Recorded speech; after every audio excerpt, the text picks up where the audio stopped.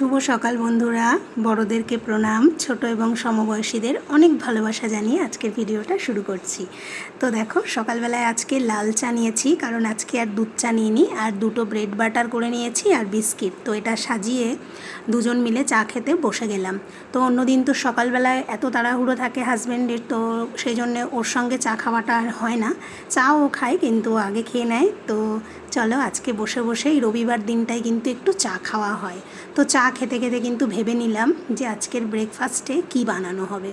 তো এখানে যেহেতু 12 মাসই মেথি শাক পাওয়া যায়, তো সেই জন্যে অসুবিধা হয় না, খেতে ইচ্ছে করলে একটু কিনে নিয়ে আসাই যায়। কারণ শীতকালে যে মেথি শাকটা অনেকটা সস্তা থাকে, গরমকালে কিন্তু ততটাই দাম হয়ে যায়, যেহেতু আমদানিটা মানে এখানে উৎপাদনটা কমে যায়।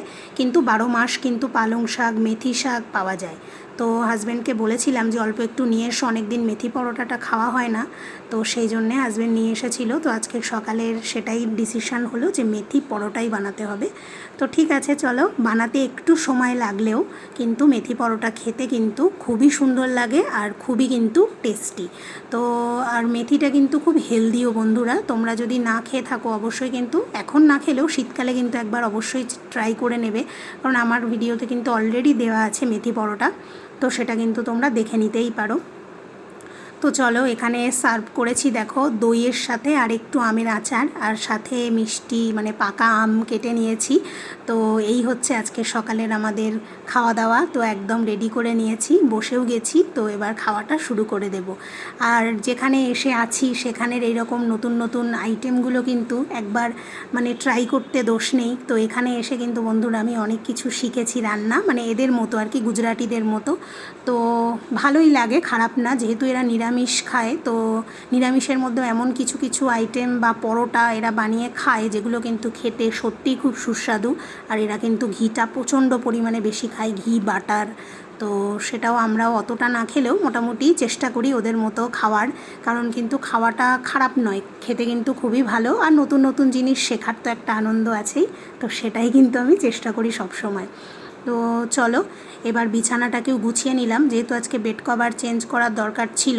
তো মানে খাওয়া দাওয়াটা সকাল সকাল মিটে গেলে কি হয়, তো হাজব্যান্ড বাজারে চলে গেলে আমার সুবিধা হয়ে যায়, আমি ঘরের কাজগুলো কিন্তু নিশ্চিন্তভাবে করে নিতে পারি এবং রান্নার দিকটাও গুছিয়ে নিতে পারি। তো দেখো বন্ধুরা, আজকে সকাল সকালে অনেকগুলো জামা কাপড় কাচা হয়ে গেছে।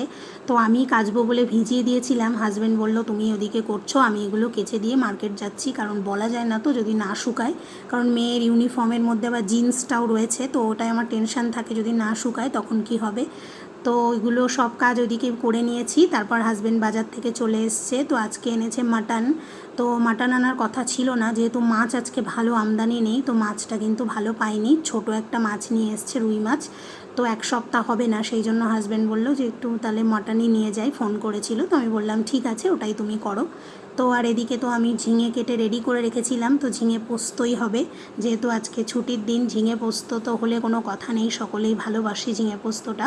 তো সেই জন্যে দেখো সব রেডি করা ছিল, মাছ মাংসটাও সব ধুয়ে আমি রেডি করে নিয়েই আমি কিন্তু এটা চাপিয়ে দিয়েছি তরকারিটা, যাতে ঝটপট রান্নাটা করে নিতে পারি। আর দুদিন তো একটু বৃষ্টি হয়েছিল, তারপর জানি না বৃষ্টি সব চলে গেছে।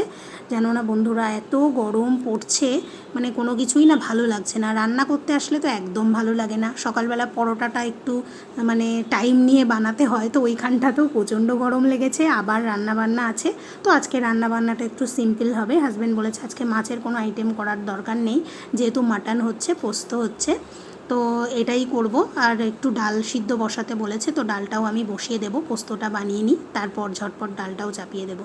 তো পোস্ত বানাবো আর শেষে একটু কাঁচা সর্ষের তেল দেবো না, এটা হয় না। তো সুন্দর করে পোস্তটা কিন্তু আমি বানিয়ে নিয়েছি।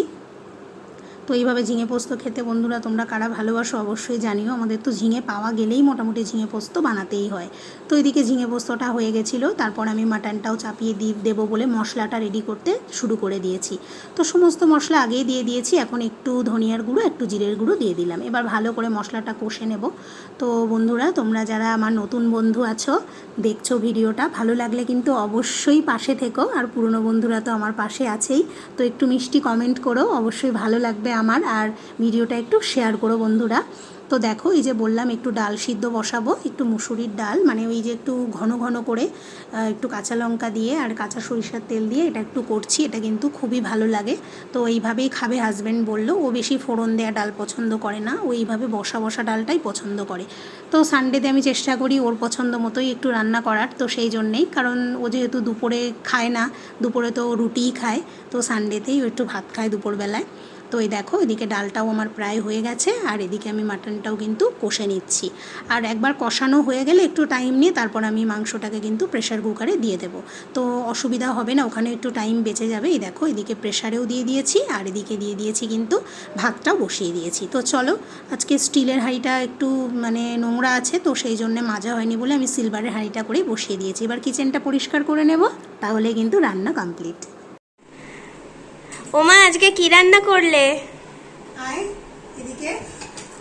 তো দেখো বন্ধুরা, ভাত রয়েছে, তো আজকে সিলভারের হাঁড়িতে করেই করেছি। আর রয়েছে একটু বসা বসা করে কাঁচা লঙ্কা কাঁচা তেল দিয়ে মুসুরের ডাল, বাহ। আর রয়েছে ঝিঙে পোস্ত, এটা তো সবার ভালো লাগে। আর এই যে রয়েছে দেখো মাটন। তো আজকে মাছ বিশেষ ভালো পাওয়া যায়নি, বলি না এখানে সব দিন সব কিছু পাওয়া যায় না, যেমন পাওয়া যায় সেভাবেই করতে হয়। তো আজকে এই পাওয়া গিয়েছিল, তো আজকে সিম্পল মেনু। চলো খাওয়া দাওয়াটা সেরে নিই, পরে দেখা হচ্ছে। চলো।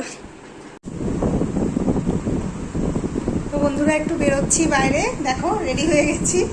তো চলো যাই, একটু ঘোরাঘুরি করবো, ইচ্ছে আছে কিছু খাবো বাইরে, তো সেই জন্য রেডি হয়েছি, মেয়েও রেডি। তো কেমন লাগছে আমাদের মা মেয়েকে অবশ্যই বলো। তো বন্ধুরা দেখো আবার চলে এসেছি শপিং মলে। ওই যে বাইরে আজকে খেতে বেরিয়েছিলাম সন্ধ্যাবেলায়, মেয়ের ইচ্ছা ছিল আজকে একটু ধোসা খাবে। তো গত এক সপ্তাহ ধরে পরীক্ষা চলছিল, তার আগেও মোটামুটি আমরা বাইরে বের হইনি, তো সেই জন্যে মেয়েকে আজকে ধোসা খাওয়াতে নিয়ে এসেছিলাম। তো এই যে শপিং মলটা, এটা তো বড় একটা শপিং কমপ্লেক্স, তো এর পাশেই কিন্তু ধোসার একটা মানে রেস্টুরেন্ট টাইপের আছে, শুধু কিন্তু সাউথ ইন্ডিয়ান ডিশই পাওয়া যায়। তো সেখানেই মেয়েকে ধোসা খাওয়াতে এনেছিলাম। আর বাইরে এত গরম, মেয়ে বললো মা অনেক দিন তো আমি আসি না, এসছি যখন চলো একটু ঢুকেই যাই শপিং মল থেকে, ঘুরেই আসি। তো সেই জন্য কিন্তু ঢুকেছি। তো দেখো এখানে অল্প অল্প করে তোমাদের দেখানোর চেষ্টা করলাম এটা, আর এখানকার ভিডিও আমি আগেও অনেকবার শেয়ার করেছি তোমাদের সাথে। তো চলো, এই যে প্যান্টালুন্সে কিছু অফার চলছে, হাজব্যান্ড ঢুকছে, দেখি কিছু পাই নাকি। কেনার তেমন কোনো ইচ্ছে নেই, কিন্তু একটু ঢোকার ইচ্ছে আছে, একটু দেখবো জাস্ট। এখানে তো যেহেতু এসি, বাইরে ঘোরার থেকে কিন্তু ভিতরে ঘোরাই ভালো। দেখো এই কুর্তিটা খুব পছন্দ হয়েছিল, কিন্তু আমার সাইজটা অ্যাভেলেবেল নেই, কিন্তু সেটাই ভাবছিলাম, এত সুন্দর লাগছে। তো চলো বন্ধুরা, এখানেই শেষ করছি, টাটা।